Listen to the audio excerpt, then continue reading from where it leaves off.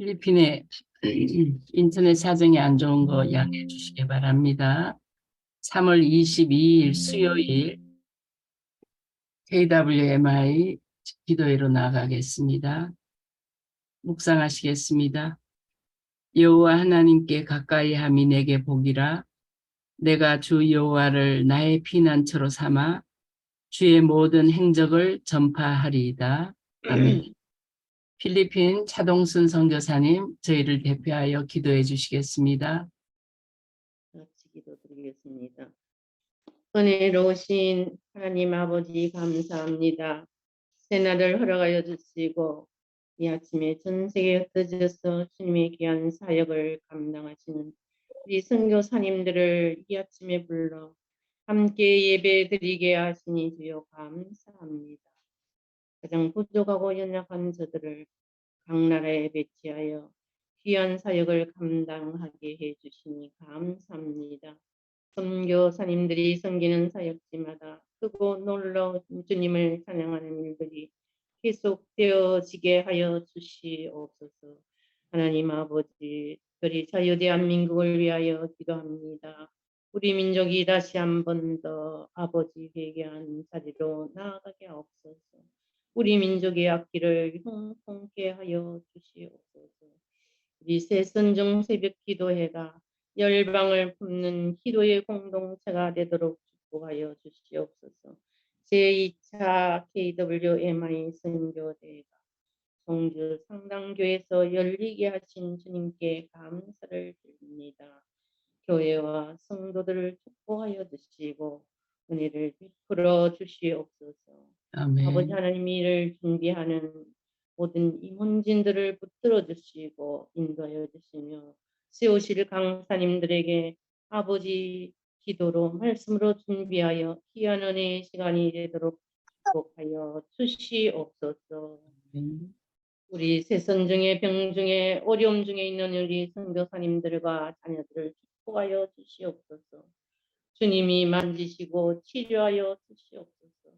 특별히 부모를 따라 아버지 하나님 선교지에 나 있는 우리 자녀들에게 아버지 하나님 은혜를 베풀어 주시옵소서.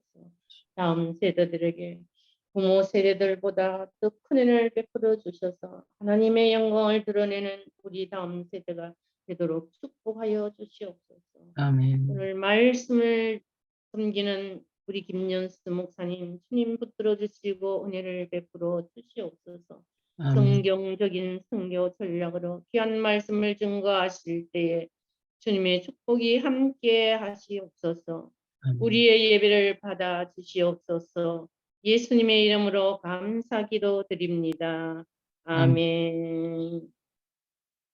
감사합니다.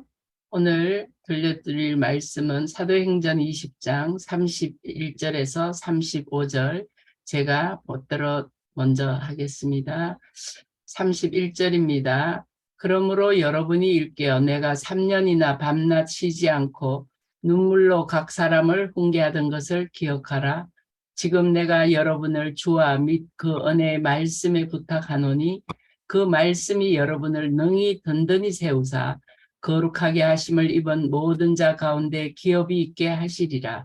내가 아무의 은이나 금이나 의복을 탐하지 아니하였고 여러분이 아는 바와 같이 이 손으로 나와 내 동행들이 쓰는 것을 충당하여 범사에 여러분에게 모본을 보여 준 바와 같이 수고하여 약한 사람들을 돕고 또 주 예수께서 친히 말씀하신 바 주는 것이 받는 것보다 복이 있다 하심을 기억하여야 할지니라. 아멘. 네, 오늘 특송은 강찬 목사님 십자가 되시겠습니다.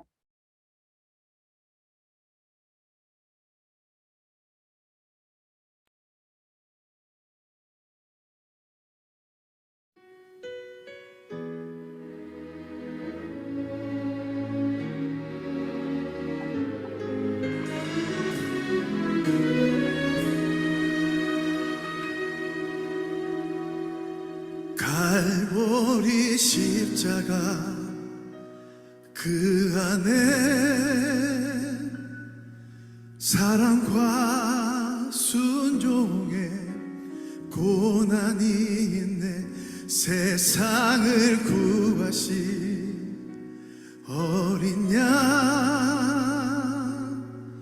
우리의 죄 위에 십자가 지셨네. 십자가 흘린 피가 세상을 구하네. 내 안에 흘러나도 구하소서. 그의 상한 두 손이 지킨 가슴이 상심한 나를 감싸시네.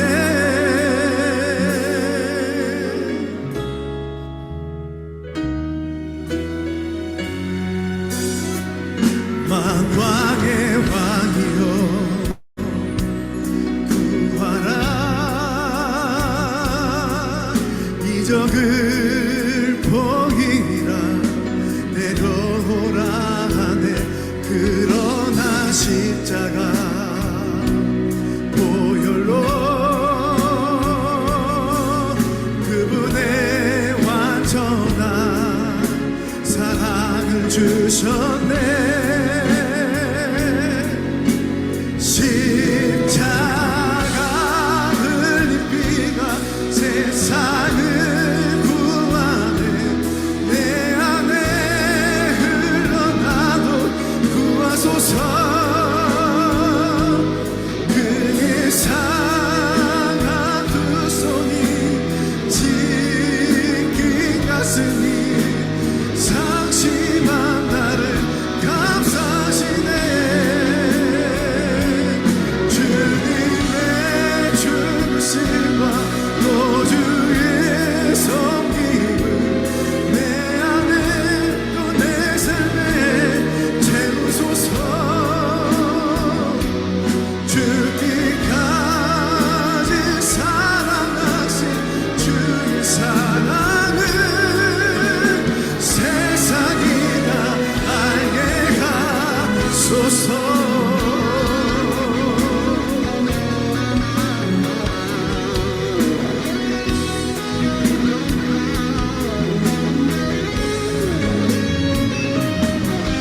우리를 구원하신 하나님의 아들이냐.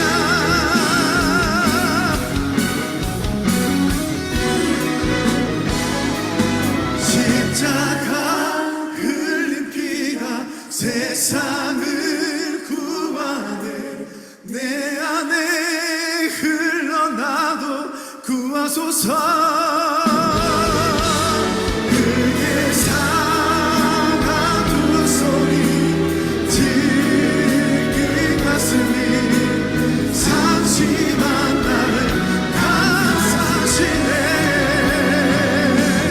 주님의 죽으심과 또 주의 섬김을 내 안에 또 내 삶에 채우소서.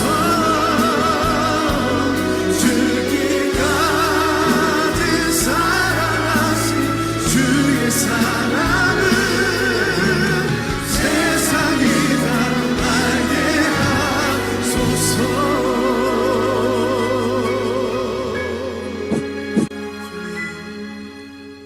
세상이 다 알게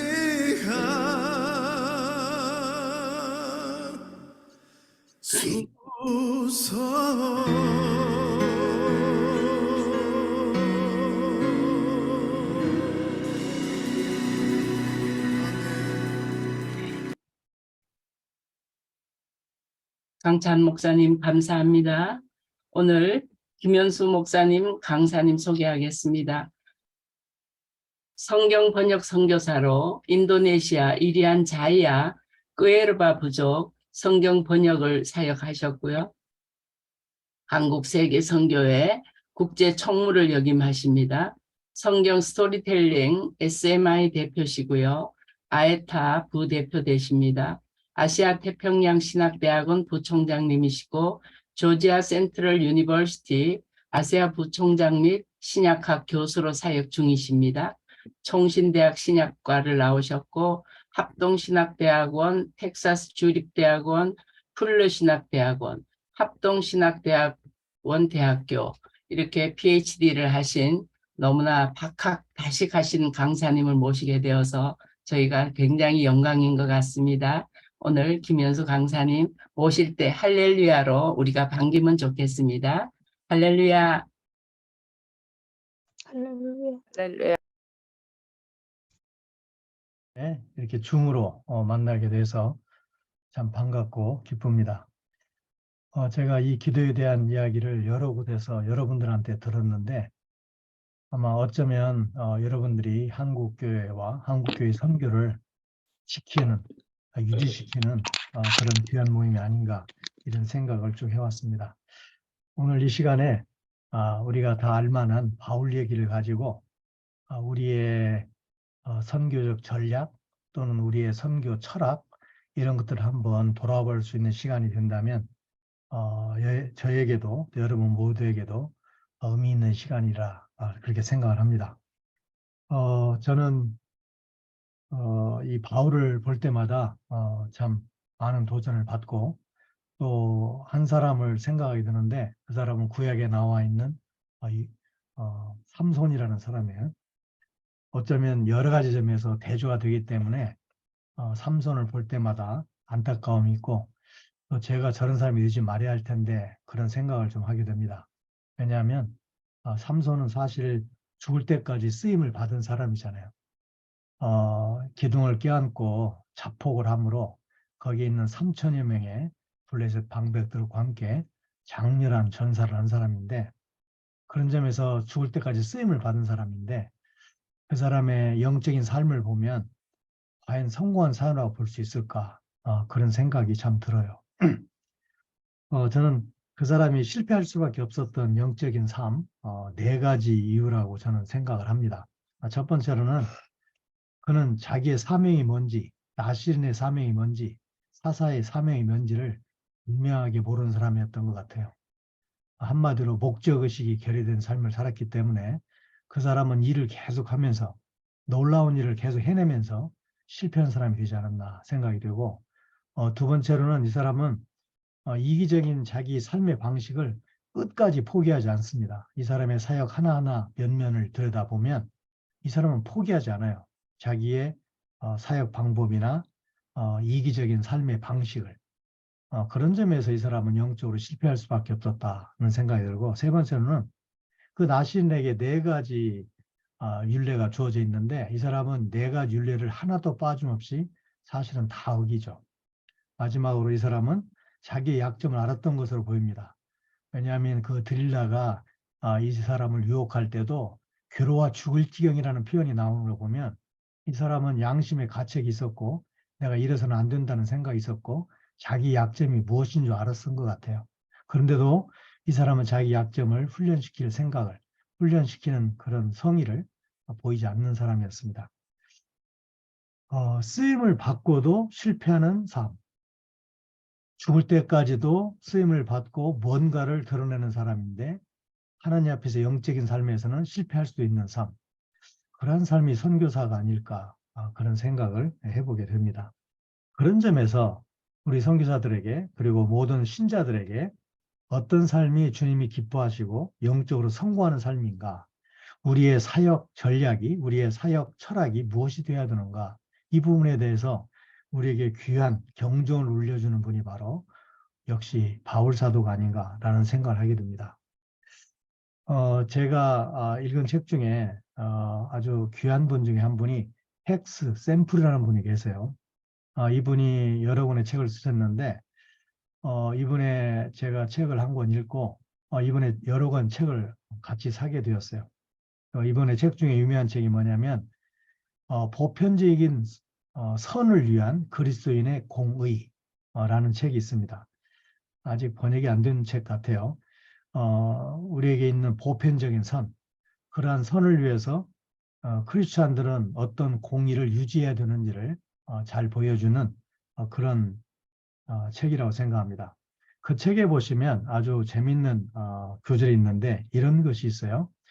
우리들이 사용하는 단어들, 우리가 가지고 있는 개념들, 우리가 갖고 있는 신념들이 우리의 경험을 형성한다. 그런 구절이 있습니다.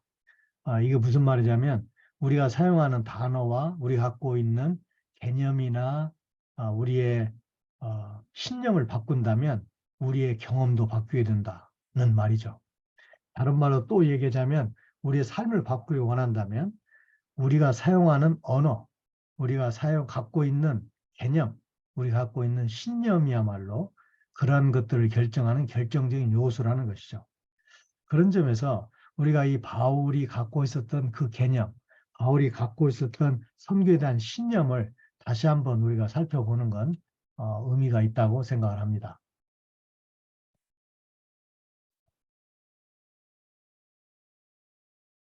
참 바울이 우리가 보다시피 오늘 본문 읽은 내용은 뭐냐면 3차 선교 여행이죠.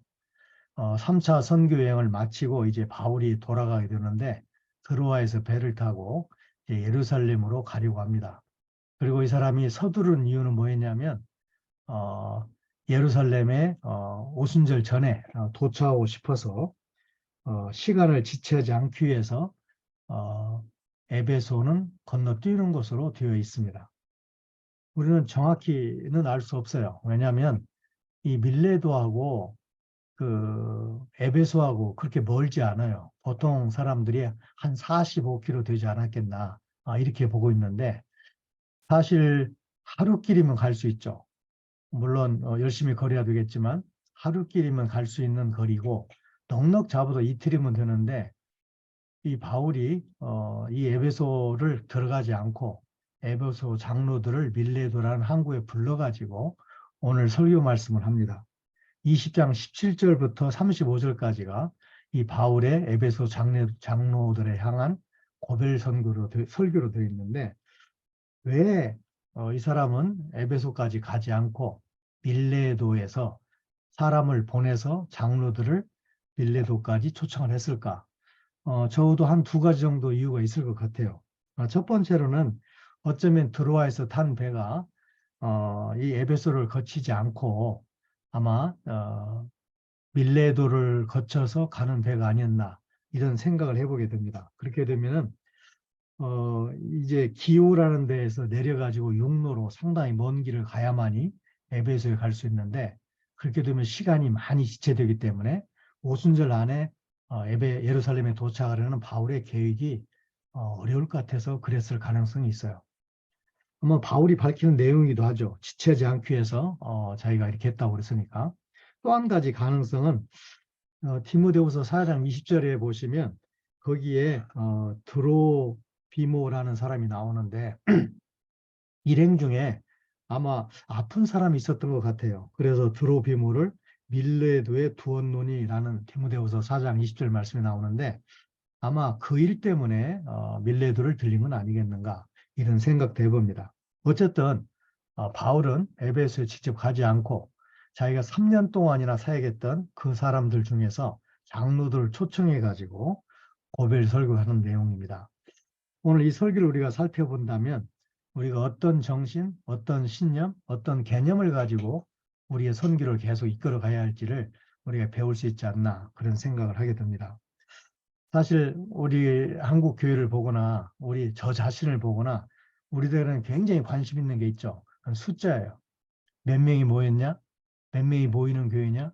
이렇게 해서 어떤 결과가 어떻게 나왔느냐? 숫자에 굉장히 관심이 많죠. 그거 자체가 잘못은 아니라고 생각합니다. 그런가 하면 그런 숫자를 많이 우리가 얻기 위해서 방법을 중시하죠. 어떤 방법을 썼느냐. 그래서 우리가 세미나나 워크숍이나 많은 훈련을 좋아하는 이유가 우리에게 필요한 이유가 그것과도 무관하지 않다고 생각합니다. 숫자와 방법. 이게 잘못은 아니지만 우리가 숫자와 방법만을 쫓아간다면 중요한 걸 잃어버릴 수 있는데 아마 그게 우리의 사역 철학, 우리의 개념, 우리의 신념이 아닐까 생각을 합니다. 오늘 특별히 우리가 이 바울의 삶을 통해서 사역을 통해서 우리가 무엇을 붙잡아야 되는지를 한번 생각해 봤으면 좋겠습니다.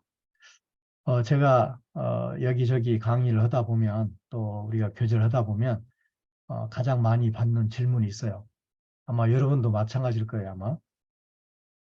선교사로 그러면 어디에서 사역하셨어요? 그렇게 물어요. 뭐 당연한 거 아니겠어요? 저도 선교사님 만나면 궁금해요. 어디서 사역하세요? 이거 궁금해요. 우리는 그 사역지를 가지고 그런데 이 선교사를 쉽게 평가하는 경향이 있을 수 있습니다. 저 같은 경우는 사역 기간 내내 거의 정글에서 살았습니다. 인도네시아, 지금 우리 지구상에 남아있는 정글이 아마존과 인도네시아 이리안자야라는 두 정글 지역인데, 그 이리안자야 정글 지역은 아마존에 비해서 개발이 아직도 덜 되어 있고, 아직도 낙후되어 있는 지역들이 많고, 진짜 정글 지역이 많습니다. 그런 지역에서 홈스쿨링 하면서 아이들 공부를 시키고 사역하는 게 쉽지는 않은 면도 있었겠죠. 그러나 사실 사역지는 그렇게 중요하지 않습니다. 왜냐하면 어느 곳에 가도 어려운 점은 있기 마련이고, 제가 선교사님들 만나서 얘기해 보면 거의 선교사님들이 똑같이 얘기해요. 우리 사역지가 가장 어렵다고. 저는 그 말이 거짓말이 아니라고 생각해요. 맞아요. 사역이 어려운 지역이 참 많아요. 그리고 어느 지역이나 편한 것 같지만 도시는 도시대로, 농촌은 농촌대로, 산골은 산골대로, 정글은 정글대로 어렵고 힘든 점이 있어요. 그런 점에서 사역지는 별로 중요하지 않아요. 여기에 보시면 지금 바울이 어디에 사역을 했냐면 에베소에서 사역을 3년 했습니다. 지금 에베소를 요즘의 도시로 한번 비교해 본다면 어쩌면 뉴욕과 비슷했을지도 몰라요. 전 세계 사람들이 다 모이고 있는 사람은 굉장히 풍요롭게 살고 전 세계에 구하지 못할 물건이 없고, 지금 바울이 그 곳에서 3년 사역했다는 겁니다. 물론 바울의 사역이 손의 사역이기 때문에 여기만 사역한 건 아니지만, 지금 에베소 장로들을 향해서 나는 떠나도 된다, 우리는 헤어질 수밖에 없다, 그렇게 말하는 근거가 뭐냐면 지금 오늘 내용과 관련돼 있어요. 그런데 바울이 어디서 사역했는가? 뉴욕과 같은 에베소에서 3년 사역했단 말이죠. 그리고 긴 기간도 안 해요. 3년이에요. 제가 그 다음으로 많이 받는 질문 중에 하나가 뭐냐면, 그러면 선교사님은 그곳에 몇 년 계셨어요? 저도 있을 만큼 있었어 하고 생각을 하는데, 사람들은 그 기간 가지고 또 평가를 하죠. 아니, 3년 계셨어요? 5년 계셨어요? 아, 1년 계셨군요. 그 말을 하는 그 뒤에 있는 말은, 그러니까 굉장히 편한 곳에 짧은 기간 있었네요. 뭐 그런 것을 꼭 따지는 듯한 그런 인상을 받을 때가 있죠. 그러나 오늘 바울의 이 삶을 보면 절대 사역지가 얼마나 오랜 기간 있었느냐가 중요하지 않다는 사실을 우리에게 보여주고 있습니다. 오히려 더 중요한 것은 어떤 것에 집중했느냐, 어떤 사역을 주로 했느냐, 그래서 어떤 철학을 가지고 어떤 열매를 냈느냐, 이게 더 중요하지, 어느 지역에서 얼마나 오랫동안 있었느냐는 덜 중요한 것 같다는 생각을 하게 됩니다. 오늘 우리가 특별히 이 바울의 이 구절 31절, 32절 보시면, 너희가 일깨어 내가 3년이나 밤낮 쉬지 않고 눈물로 각 사람을 훈계하던 것을 기억하라는 것이에요. 내가 너희를 주와 및 그 은혜의 말씀께 부탁하노니 그 말씀이 너희를 능히 든든히 세우사 거룩히 하심을 입은 모든 사람들 가운데 기업 있게 하시리라. 우리가 이 말씀에서 바울이 갖고 있었던 사역 철학 또는 사역 신념, 이런 것이 세 가지가 있다는 사실을 한번 살펴보았으면 좋겠습니다. 기간이나 장소가 중요하지 않다. 오히려 중요한 것은 사실은 어떤 철학을 가지고 어떤 목적을 가지고 어떤 사역을 하느냐가 더 중요하다. 이런 전제를 가지고 한번 생각해 보았으면 좋겠습니다. 지금 바울이 나는 3년 일했지만, 에베소에서 3년 일했지만 떠나는 게 옳다, 나는 더 급한 일, 더 복음이 필요한 지역을 위해서 가는 게 옳다라고 말하는 이 바울의 선교 전략에는 첫 번째, 사역을 넘겨줄 수 있는 사람을 키웠기 때문이다라는 걸 깔고 있는 것 같습니다. 지금 바울이 누구를 불렀냐면 장로들을 불렀죠. 장로들이야말로 이 바울이 에베소 교회에서 가장 심혈을 기울여서 키웠던 사람들이죠. 내가 이제 떠나도 된다, 복음이 더 급한 지역을 위해서, 더 급한 사역을 위해서 가는 것이 마땅하다라고 말하는 그 근거가 뭐냐면, 나는 여러분을 키웠기 때문이라는 거예요. 내가 여러분을 3년 동안이나 밤낮으로 눈물로 훈계로 여러분을 키웠다는 사실을 여러분 잊어서는 안 된다는 것입니다. 그런 점에서 사람을 남기지 못하는 사역이야말로 심각한 문제다라는 생각이 듭니다. 제가 첫 번째 안식년을 기억하는데 그때 한국이 막 드라마를 잘 만들기 시작했던 때가 아닌가라는 생각이 들고, 그래서 제가 친구에게 물어봤어요. 어떤 드라마를 보고 가면 좋겠냐, 안식년 동안에. 내가 한두 개는 꼭 보고 가고 싶다, 한국 드라마를. 그랬더니 제 친구가 뭐 쉬지 않고 응? 뜸들이지 않고 바로 말한 게 뭐냐면 상도를 보라는 것이에요. 뭐 상도라는 드라마가 있는지도 몰랐죠. 근데 제가 상도를 이제 보게 됐는데, 이미 지나간 드라마지만 정말 많은 은혜를 받았어요. 거기에 임상옥이라는 사람이 나오죠. 이 사람은 조선시대에 유명한 거상이었다고 합니다. 그리고 우리 역사상에는 몇 줄 나오지 않는 자료가 거의 없는 사람이에요. 그 사람에 대한 자료가. 그런데 이 작가가 이 상도라는 사람을 주인공으로 해가지고 드라마를 만들죠. 임상옥이라는 사람을 주인공으로. 그 제목이 상도예요.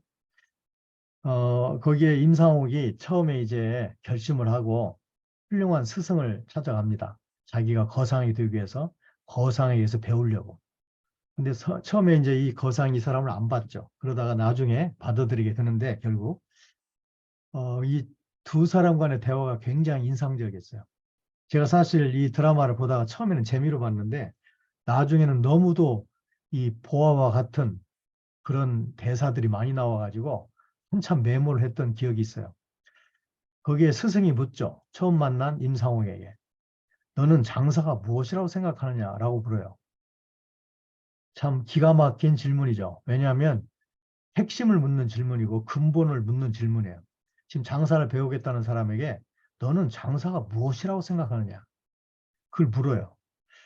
그러니까 이 초병이 뭐 초년병이 대답을 제대로 하겠습니까? 대답을 못하고 있으니까 이 스승이 스스로 답을 줘요. 장사는 이윤을 남기는 것이 아니니라.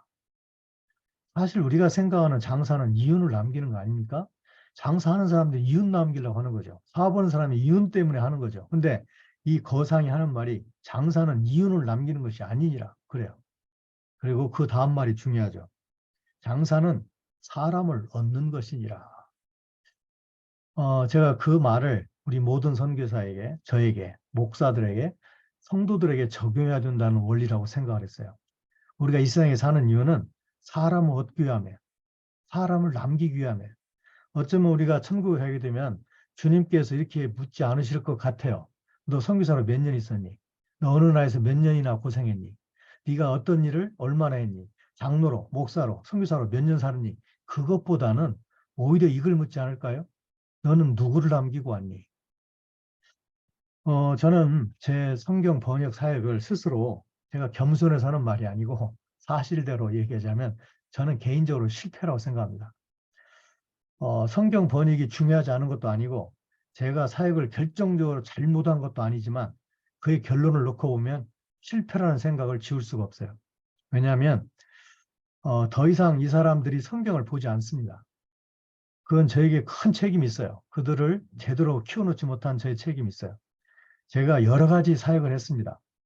심지어 염소 프로젝트 했어요. 양계, 양어, 그 다음에 옥수수, 땅콩, 뭐 별 프로젝트를 다 해봤어요. 근데 제가 가만히 생각해 보면 성공한 게 아무것도 없어요. 성공한 게 있다면 겨우 성경책을 남긴 거? 그 정도야 겉으로는 성공했다고 말할 수 있겠죠. 나머지는 다 실패했어요. 그런데 제가 이렇게 한국에 들어와 있어도 제 마음에 그래도 유한이 되고 뿌듯해지는 게 한 가지 있습니다. 그건 제가 2명의 사람을 남겼다는 것이에요. 제가 정글에 들어가자마자 그 생활에 적응하고 말 배우고 적응하면서 한 가지 한 일이 있습니다. 그건 4사람의 아이를, 한 12살, 15살 정도 되는 4명의 아이를 도시에 뺀 것이에요. 도시에 빼가지고 도시에 있는 저희 셋집에 방을 한 칸 들여가지고 주인의 허락을 받고 그 아이들을 거기서부터 함께 생활을 했어요. 그 아이들에게 방 하나를 만들어주고 벙크베드 2층 침대 2개를 만들어 놓고 부엌 하나 만들고 화장실 하나 만들고 그 아이들을 인도네시아 학교에 보냈습니다. 제 계획은 뭐였냐면 내가 떠나게 되더라도 이 4명의 아이들이 나의 사역을 계속 이어서 했으면 좋겠다. 그런 생각 때문에 했어요. 한 8년쯤 지나가지고 2명의 아이들이 저희 곁을 떠났습니다. 그 매기하고 유누스라는 친구인데 이 2 아이들이 뭐라고 그러냐면 너무 공부가 힘들대요. 자기를 놓아달래요. 그래서 제가 물었어요. 뭐 할 거냐 했더니 장사를 해서 돈을 벌겠대요.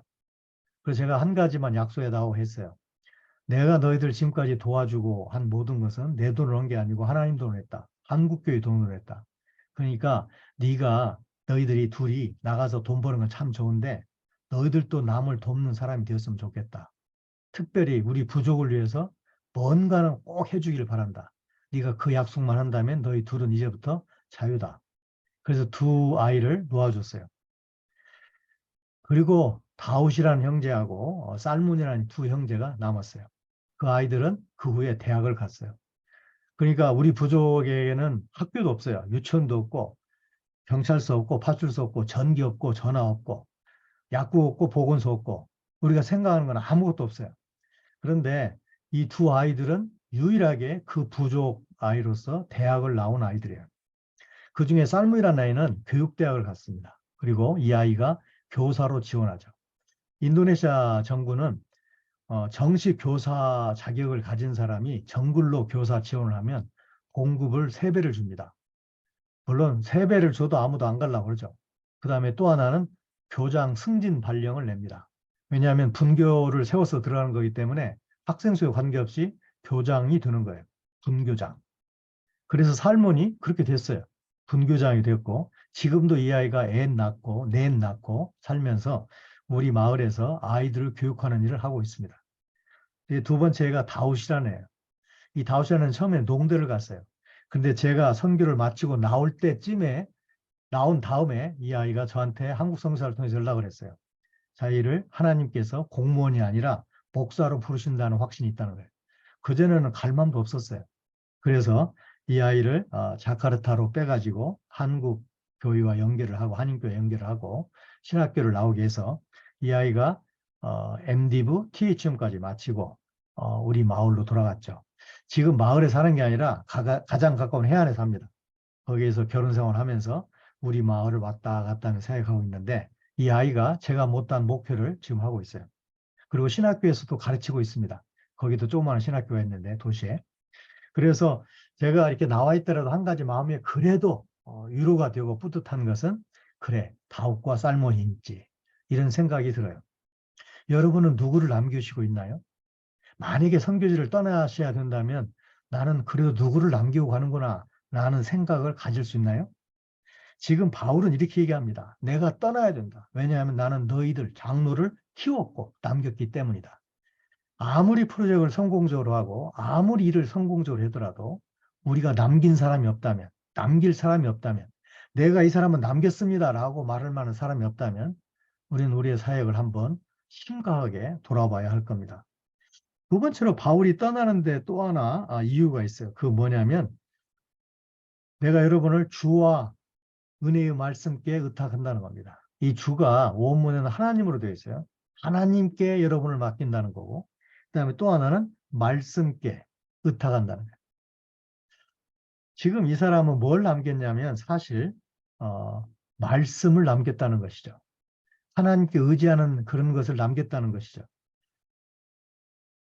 사실 말씀을 남기면 말씀이 사역을 합니다. 우리가 잘 알고 있는 중국이 그렇죠. 허드슨 테일러가 이제 공산혁명으로 쫓겨나게 되었을 때 그 당시 중국의 신자를 한 100만 정도로 본다고 합니다. 그 사람들이 정말 땅을 치고 통곡을 했죠. 중국에는 이렇게 많은 사람이 있는데 아직도 믿지 않은 사람이 많고 복음을 전하지 못한 곳이 많은데 이렇게 우리들을 쫓아내는 걸 허락하시면 어떻게 합니까? 라고 하나님 앞에 기도를 드렸다고 그래요. 그런데 그들의 생각이었어요. 선교사가 한 명도 남지 않고 다 쫓겨났는데 그 후 100년이 지난 다음에 중국이 문을 열죠. 지금 요즘에 중국의 신자를 아무리 못 잡아도 8,500만, 보통 1억을 잡습니다. 어떤 사람은 1억 3천만까지 잡는 사람이 있어요. 뭐 정확한 통계는 아니지만 제가 볼 때는 1억은 되지 않을까 하는 생각이 들어요. 만약에 1억이라면 그 당시 떠날 때, 쫓겨날 때가 100만이었으니까 100년 만에 딱 100배가 된 거죠. 그 100배의 성도들은 어디서 나온 것일까? 선교사가 하나도 없었는데. 선교사 이제 떠나면서 우리가 떠나면 앞으로 선교는 누가 합니까? 라고 정말 안타까워했는데 그 100배의 신자들은 어디서 나왔는가? 말씀을 남겼기 때문에 그래요. 중국에는 중국어 성경이 있었고 선교사들이 보였던 그 말씀이 있었기 때문에 그 말씀에 따라 그 말씀이 중국 교회를 키운 것이에요. 남아있는 신자들을 통해서. 결국 사람을 키우고 교회를 키우고 공동체를 키우는 건 바로 말씀입니다. 그래서 말씀을 남기면 엄청난 걸 남기는 것이고 말씀을 못 남기면 가장 중요한 걸 못 남기는 것이죠. 말씀이 계속 일할 것이기 때문에 그래요. 여러분이 들으셨는지 모르겠는데 성경 번외 선교를 세운 사람이 윌리엄 카메론 타운센드라는 사람이죠. 이 사람이 유명한 여러 가지 말을 많이 남겼는데 이런 말을 남겼어요. 가장 위대한 선교사는 모국어로 된 성경이다. 안식년이 필요 없으며 이방인으로 여겨지는 법도 없다. 성경을 남겨놓으면 성경 일을 할 거라는 것이죠. 우리가 잘 알고 있는 언더우드, 이 보이지 않는 조선의 마음도 보면 그 외에 정말 한국 상황에 암담함을 보여주면서도 그 사람이 어떤 마음을 가지고 살겠는지를 잘 보여주고 있는데 이 사람이 25년 동안 한 일이 뭐냐면 사람을 키우고 성경을 번역하는 것이었어요. 이 사람이 그렇게 사람을 키웠고 그렇게 성경을 남겨놨기 때문에 조선에 우리 대한민국에 그렇게 많은 신자들이 생겼다고 우리는 말할 수 있을 것입니다. 그 다음에 이제 또 생각할 수 있는 것은 이 말씀이 어떻게 역사하는가 이 문제인데요. 말씀을 남기면 저는 우리 보통 번역 선교사들은 성경을 가장 먼저 번역하는 게 마가복음을 번역합니다. 이 마가복음이 번역이 쉬워요. 그리고 사복음서 중에서 가장 짧아요. 물론 가장 먼저 쓰인 책이기도 하지만 그리고 이야기가 많아요. 뭐 다른 복음서도 이야기가 많습니다만 그래서 우리가 보통 마가복음을 번역하는데 저는 마가복음을 번역하기 전에 구약의 한 권을 번역하고 싶었어요. 그게 바로 요나서였어요. 요나서는 짧고 재미있으니까. 그래서 이걸로 흥미를 돋우고 동기부여를 해주고 그 다음에 신약을 볼 수 있도록. 사실 두 번째 워크숍을 하게 됐는데 첫 번째 워크숍은 1장을 가지고 워크숍을 하고 저희 마을이 부족이 15개 마을인데 두 사람씩 교사를 뽑아가지고 약 30여 명을 모아가지고 워크숍을 했어요. 근데 사실 두 번째 워크숍 때 이런 회의가 왔어요. 어떻게 보면 복음과도 조금 관계가 없는 것 같은 구약의 이 요나 이야기를 가지고 이렇게 워크숍을 하고 번역을 해주면 우리 부족 사람들이 이 말씀으로 변할까? 이런 의구심과 회의가 왔어요. 그래서 워크숍을 진행하려고 준비를 했으면서도 이런 게 필요할까 하는 생각이 들었는데 그때 가장 먼 마을에 있는 문우간이라는 마을인데 이게 우리 마을에서 나흘 거래요. 이 사람들 걸음으로. 뭐 교통편은 아무것도 없으니까 오토바이, 자전거, 차 아무것도 없으니까 배도 연결이 안 되니까 걸어서 갔다 걸어서 오는데 8일 전에 보내야죠. 나흘 동안 걸어가서 나흘 동안 데려오는 거예요. 우리 부족 사람이. 근데 한 명이 안 왔어요. 2명이 와야 되는데. 몸이 좀 안 좋고 가정에 일이 있어서 못 왔다는 거예요. 그래서 이제 한 명이 부족한 가운데 워크숍을 하겠구나라고 생각을 했는데 정작 워크숍을 딱 시작하고 보니까 그 친구가 못 온다는 친구가 제일 앞자리에 앉아 있어요. 어떻게 된 거냐고 그랬더니 자기 동료를 보내고 나서 12시간 늦게 출발했다는 거예요. 왜 이렇게 12시간 늦게 출발했냐 했더니 이 친구가 이 얘기를 해요. 자기는 몸도 안 좋고 가정에 일이 있어서 못 가는데 지난번 요나서를 한번 살펴보자. 그래서 요나서를 한번 봤대요. 우리 부족말로 일어나 가라. 요나에게 하나님 명령하시는데 우리 부족말로 빠과 이비리치, 빠과 꾸 그렇게 얘기합니다.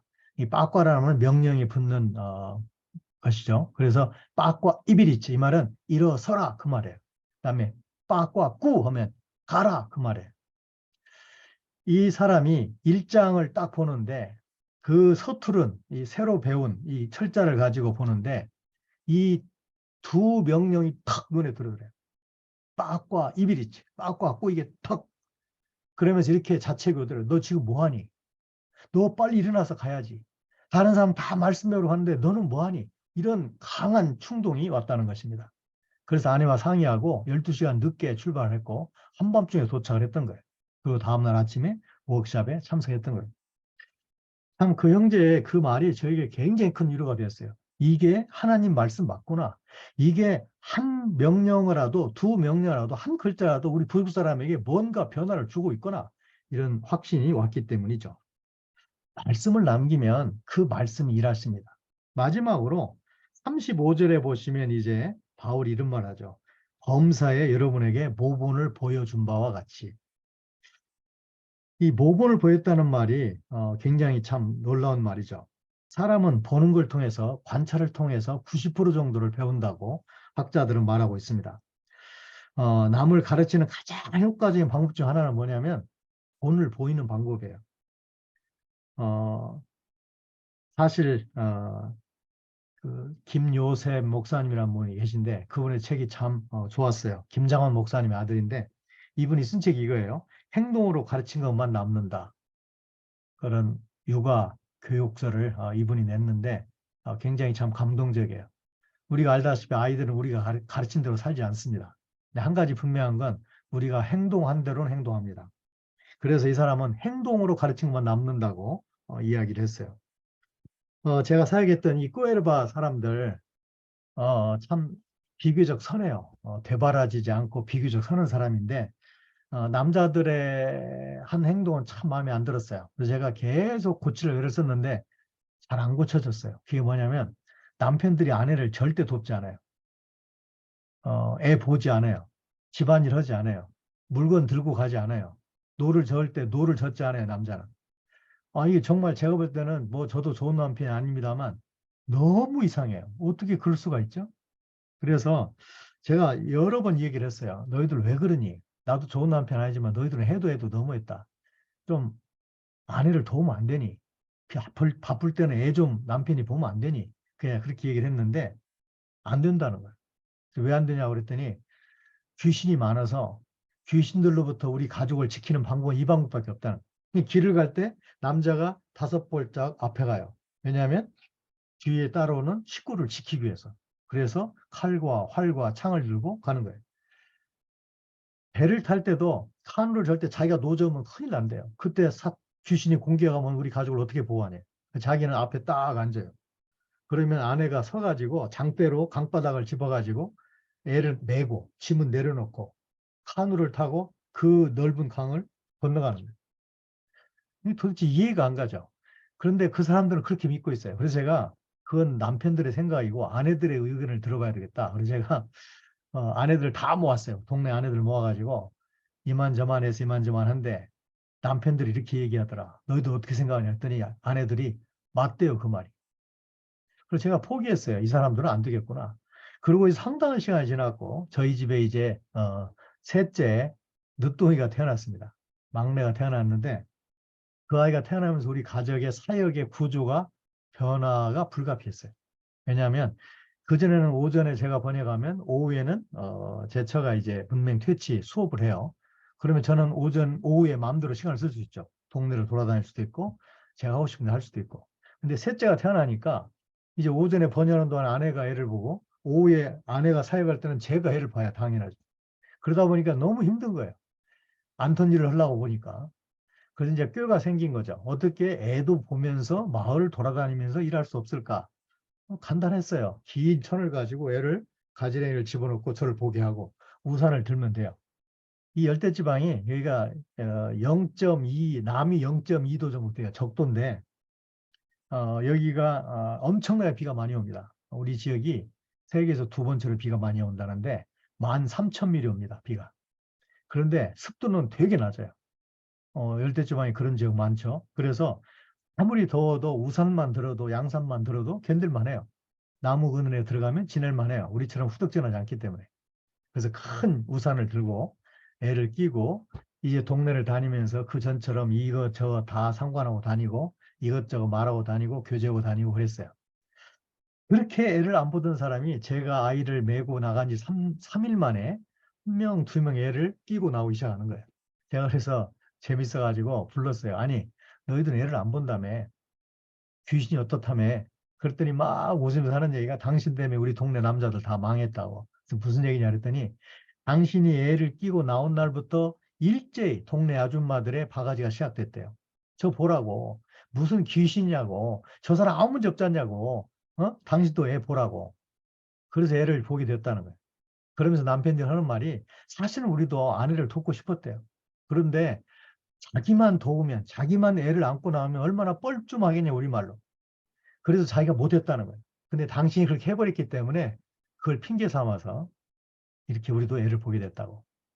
제가 2006년에 선교지를 나오고 2012년에 6년 만에 우리 마을에 들어갔는데 6년 만에 제가 들었던 재밌는 이야기는 지금도 그때 당시로도 15개 마을 중에 제가 살았던 마을만 남편들이 애를 본대요. 14개 마을에서는 남편들이 아무도 애를 지금도 안 본대요. 왜냐하면 그게 굉장한 거예요, 문화적으로. 제가 본의 원리를 보게 됐는데 이 본이라는 게 무섭습니다. 어떤 것은 100마디 말보다 10편의 설교보다 한 번의 본이 더 중요해요. 그 본이 바로 사람들을 변화시키고 그 본이 바로 사람들을 주님께로 이끈단 말이죠. 그래서 바울은 자신 있게 얘기합니다. 내가 그리스도를 본받는 자 된 것처럼 여러분은 나를 본받아라. 이건 바울이 완벽하다는 뜻이 아니에요. 기독교의 방법론이 그렇다는 것이에요. 그래서 베드로가 너희들은 양무리의 본이더라. 그 말도 같은 맥락에서 이해해야 될 것입니다. 바울은 에베소에서 3년간 사역했습니다. 그리고 이렇게 얘기합니다. 나는 더 급한 지역을 위해서 떠나야 된다는 것입니다. 그래서 눈물로 서로 고별 설교를 합니다. 그런데 바울이 떠나는 데는 제가 볼 때 3가지의 정당한 이유가 있다는 것입니다. 나는 여러분을 남겼습니다. 나는 말씀을 남겼습니다. 나는 모본을 남겼습니다. 그래서 떠나도 됩니다. 만약에 이 바울의 우리가 이 사역의 원칙, 사역의 원리, 사역 철학을 우리가 본받는다면 다시 한번 우리의 사역을 돌아보는 시간을 갖는 게 어떨까 하는 생각이 듭니다. 이 3가지를 남길 수 있다면 우리는 그 사역지를 떠나도 된다. 아니, 우리는 주님 품에 굉장히 편한 마음으로 갈 수 있겠다. 그런 생각이 듭니다. 오늘 이 말씀을 통해서 여러분에게 저는 말할 것도 없고 여러분 모두에게 하나님의 은혜가 임하기를 바라고 다시 한번 우리의 사역의 신념과 철학과 우리의 전략을 추스릴 수 있는 그런 귀한 시간이 되었으면 참 좋겠습니다. 잠깐 제가 기도하겠습니다. 하나님 감사합니다. 이 부족한 자가 바울의 사역 원리, 바울의 사역 전략을 잠깐 돌아보았습니다.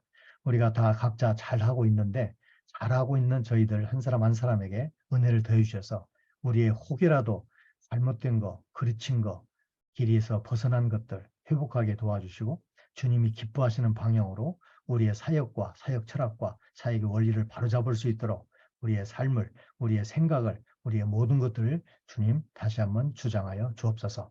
하나님 특별히 아파서 고생하는 수많은 선교사님들 건강 허락해 주시고 그 아픈 마음을 주님께서 유로해 주시며 치료의 광선을 발하여주셔서 모두 나음을 입을 수 있는 역사를 허락하여 주옵소서. 이 모든 말씀을 예수님 이름으로 기도하였습니다. 아멘. 네, 감사합니다. 바울의 사역 전략에 대해서 가르쳐 주심에 감사를 드리고 새벽 기도에 인도해 주시는 김인효 목사님 말씀해 주시겠습니다. 네, 감사합니다. 오늘도 주신 말씀 기도의 제목으로 정리하였습니다. 끝까지 함께 중보기도에 참여해 주시면 감사하겠습니다. 주님 삼손처럼 죽을 때까지 쓰임받고도 실패한 삶을 살지 않도록 도와주셔서 선교 현장에서 분명한 목적의식을 가지고 살게 하시고 영적 침체에 빠지지 않도록 주님 도와주시옵소서. 하나님께서는 우리에게 무엇인가 대단한 것을 해내라고 말씀하지 않으셨습니다. 하나님께서는 우리에게 당장 순교지로 가 생명을 바치라고 하지 않으셨습니다. 하나님께서 우리에게 원하시는 것은 하루하루 예수님을 닮기를 위해 살아가는 것이며 그럴 때 하나님께서는 아등바등하는 우리를 통해 자신의 뜻을 이루어 나갈 것입니다. 마치 감독자들을 통해 에베소 교회를 계속해서 세우시려는 것처럼 오늘날 우리들을 통해 세계 선교를 세우시고 회복케 하실 주님을 찬양하며 따라가게 하여 주시옵소서. 주님 자기의 소명을 몰라 방황하지 않게 하시고 이기적인 삶의 방식, 자신의 사역 전략과 철학을 포기하지 않고 괴로움을 느끼면서도 포기할 사역 기간이 중요한 것이 아니라 우리를 부르신 그리스도의 사역자로 하나님의 말씀 중심의 철학을 갖고 개인의 삶과 사역을 감당하게 하여 주옵소서. 주님, 사역 현장에서 신실한 하나님의 사랑을 남기고 떠나는 종들 되게 하소서. 살아계신 하나님의 말씀만이 사람과 교회와 공동체를 살린다는 사실을 믿으며 사역 현장에서 말씀을 남기는 종들 되기를 소원합니다. 우리가 선교 현장의 사역을 넘겨줄 사람을 찾고 제자를 세우고 범사의 모분을 보이며 수고와 약한 사람들 돕고 또 예수님께서 친히 말씀하시는 바 주는 것이 받는 것보다 복이 다심을 기억하고 제자들에게 본을 보이며 나누어서 주의 나라와 이를 확장하는 일이 예수님께 오시는 그날까지 간절히 이어질 수 있도록 이 시간 오늘 주신 말씀을 붙들며 특별히 또 우리가 기도해야 될 제목들과 중보의 기도의 제목을 놓고 제2의 세계 선교사 중보기도 선교사 대회가 하나님이 준비하시는 기간에 되고 또 일들을 통하여 더 선교대회를 통하여 놀라운 하나님의 역사를 체험하게 해달라고 이 시간 다 같이 마이크 켜시고 오늘 주신 말씀을 기억하며 함께 중보로 나갑니다. 주여 내려 주시옵소서. 하나님 감사합니다. 아버지 하나님 오늘 우리에게 주신 말씀을 살아계시고 하시는 나의 좋으신 아버지 하나님, 그래도 아버지 하나님 김현성 모든 천계를 생활의 인생과 아버지 하나님 가을에 삶을 통해서 이분의 삶을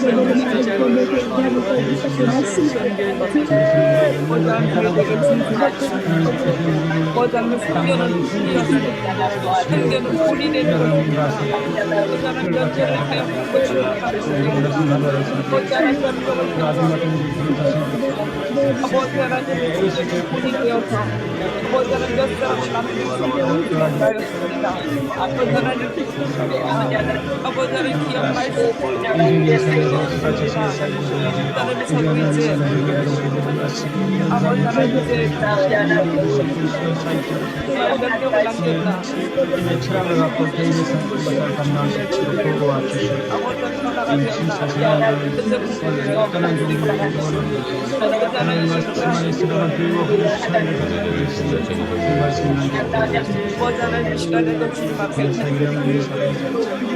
아버지 하나님 감사의 몸을 보며 사람들을 이때까지 쓰임을 주 예수께서 친히 말씀하신 바 이것이 맞는 것이라 보니까 성기야 아버지 하나님 그의 이를 보는 보이면 나는 나라를 확장한 일이 신분을 가게 해주시옵소서. 하나님 말씀이 하나님은 살지 우리를 못하고 도와주시옵소서. 아버지 하나님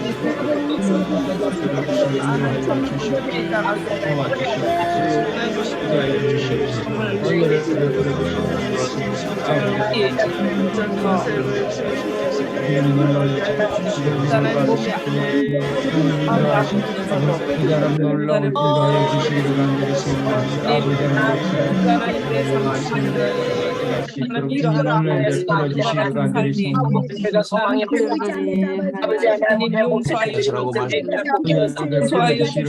많이 되게 하시고 말씀하는 말씀대로 하나님 아버지 하나님 많은 제자 사역을 함께 함으로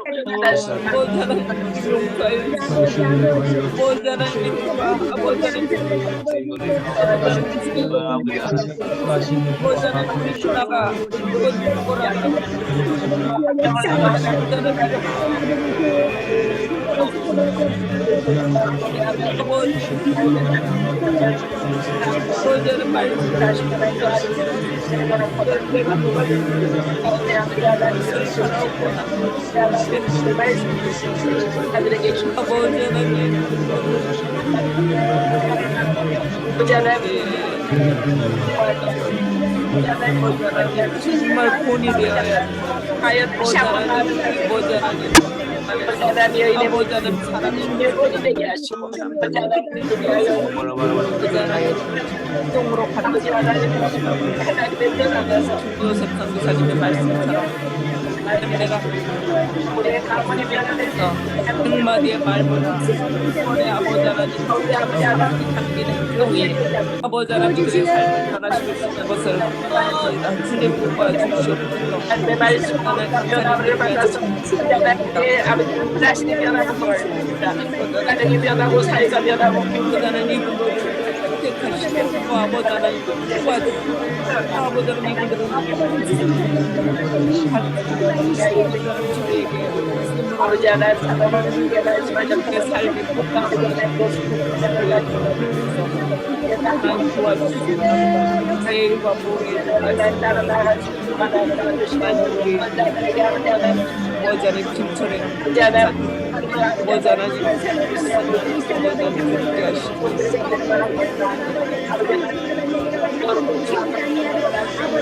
아버지는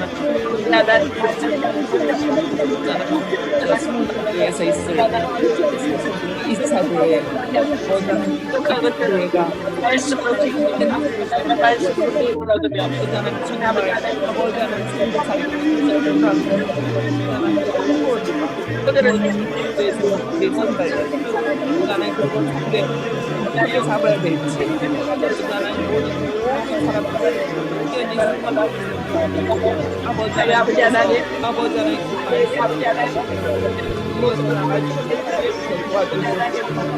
모자는 일이 노비로서는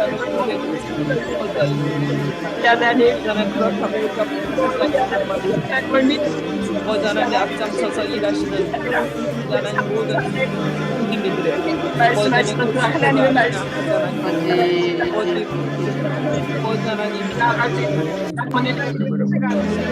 모자는 여러 가지로 모자는 원합니다. 이 시간에 또한 기도하고 하나님 아버지는 아버지는 이 일을 하기에 끝이 않게 하시며 하나님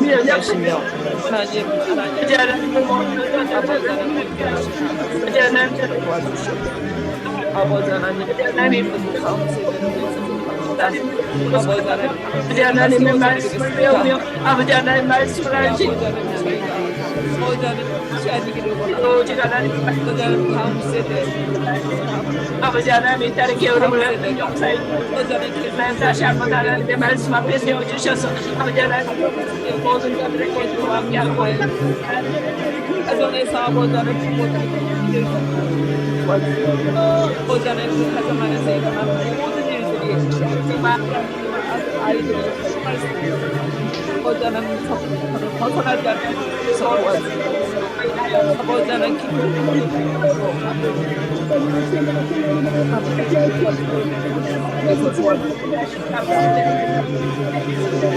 한국 교회를 위해서 기도합니다.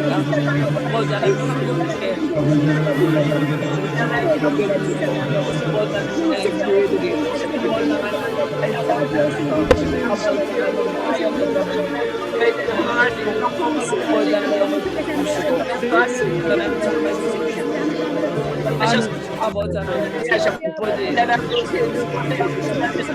도와주시기 바랍니다.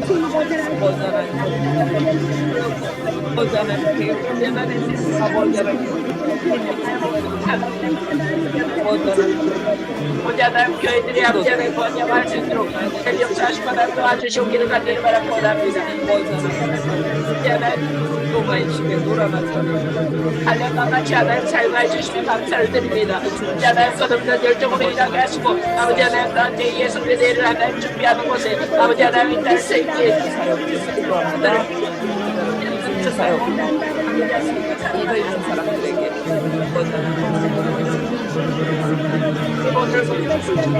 너무 지하리하고 하나님 오늘도 다시 한번 아버지 또 사역을 위해서 모든 절망의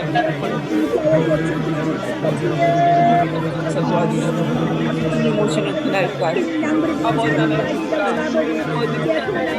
자연스럽게 나를 감당해 나가는 아버지 하나님 우리의 파를 아버지 하나님 우리에게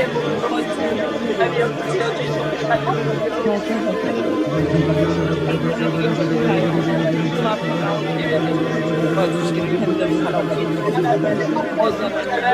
어자는 우리가 주께 기도하고 어자는 나를 소원해 우리의 삶에 하나님 불러주셔서 감사합니다. 아버지 하나님 어제 고통이 없는 천국에서 하나님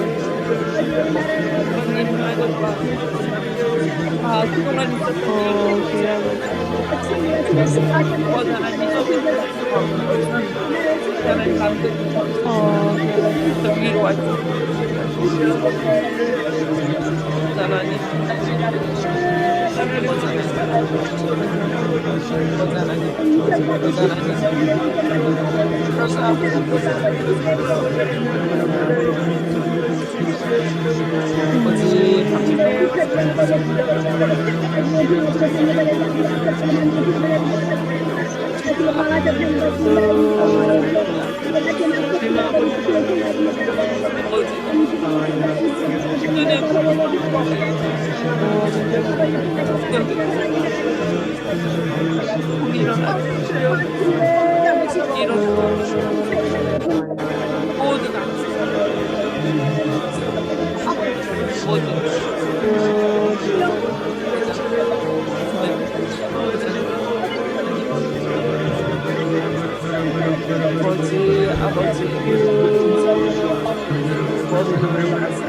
아버지 기회를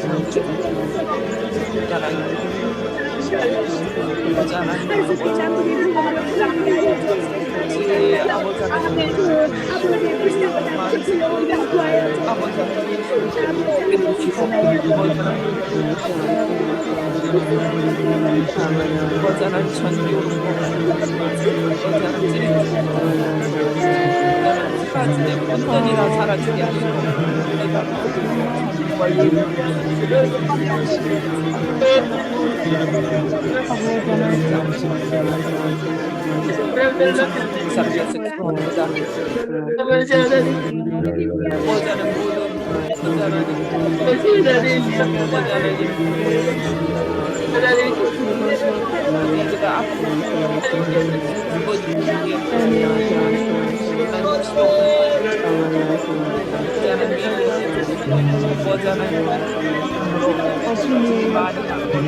실감의 새벽 불쌍히 여겨주시고 아버지 하나님 위로가 있으시고 딸과 회사를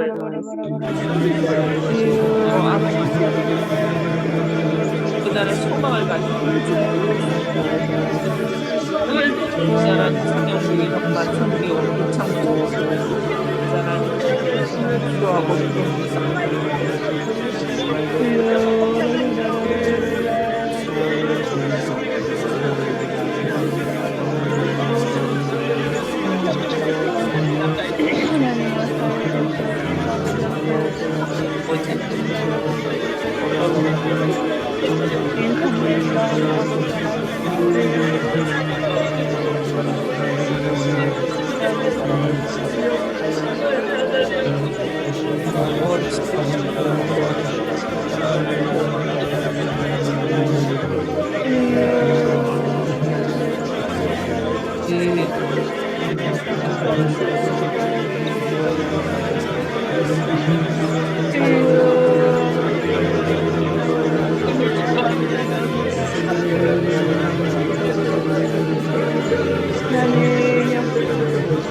아버지 하나님 당신의 마음들이 아프다 도와주고 아버지 하나님 저들을 통하여 하나님의 말씀이 쏟아질 때 현정이 유명인 남편의 생사를 주께서 치료하여 주셨소서 아버지 하나님 격가 있으리라고 주께서 아버지 하나님 이름으로 이제를 아버지 하나님 겨울마다 개발되지 않고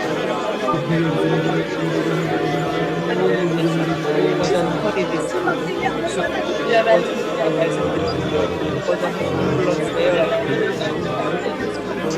온전한 치료를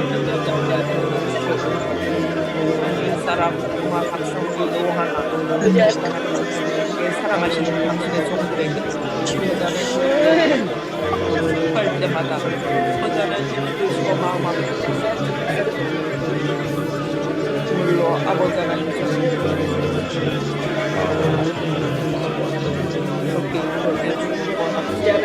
원자는 그레이스, 김주원, 동아리, 이방원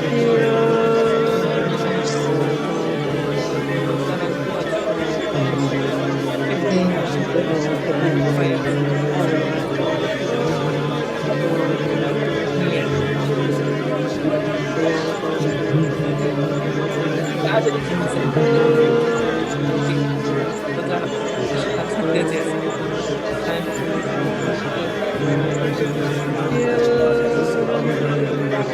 하나님 은사가 넘치게 하여 주시고 아버지 하나님 세워주시고 그다음에 아버지 상급자들을 아버지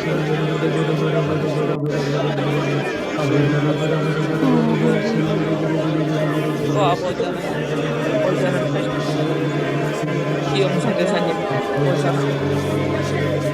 그들이 가족을 위로하여 그들이 아버지는 아버지 하나님 아버지 하나님 상주 인하여 아버지 하나님 아버지 하나님 대로를 열어주시고 본의 대로를 아버지 하나님 참가하시고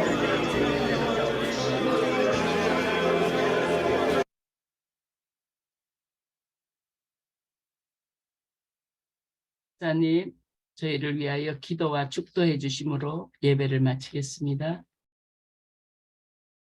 님, 참으로 감사합니다.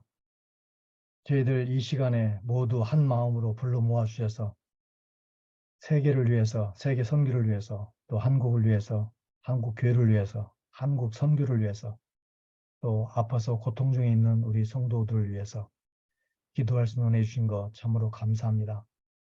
하나님께서 이 모든 기도 제목들 이미 다 알고 계십니다. 주님께서 우리로 하여금 기도하기를 원하시고 기도를 통해서 주님과 교제하기를 원하셔서 이런 기도 제목들 우리에게 허락하신 줄 압니다.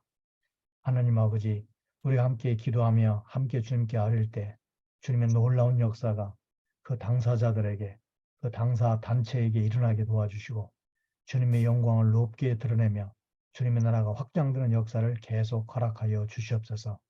하나님, 특별히 이 모임을 주께서 주관해 주시고 이 모임을 통해서 한국 교회를, 이 모임을 통해서 한국 선교를, 이 모임을 통해서 한국 선교사들을 지켜주시며 그들이 사명감을 유지하며 주님이 기뻐하시는 삶과 사역을 유지할 수 있도록 은혜를 계속 더하여 주옵소서. 이를 또 앞에 나서서 이를 추진하는 모든 분들에게 은혜와 또 믿음과 필요를 채워주시고 그들의 사역을 통해서 이 모임이 영적으로, 양적으로, 질적으로 계속 발전할 수 있도록 은혜를 더하여 주시옵소서. 이제는 우리 주 예수 그리스도의 은혜와 하나님 아버지의 무한하신 사랑과 성령님의 감화 교통하심이 여기에 참석한 모든 주님의 권속들 위에, 그들이 속한 가족들 위에, 또 이 공동체 위에, 한국교회와 한국 선교계 위에 이제부터 영원히 함께 있을지어다. 아멘.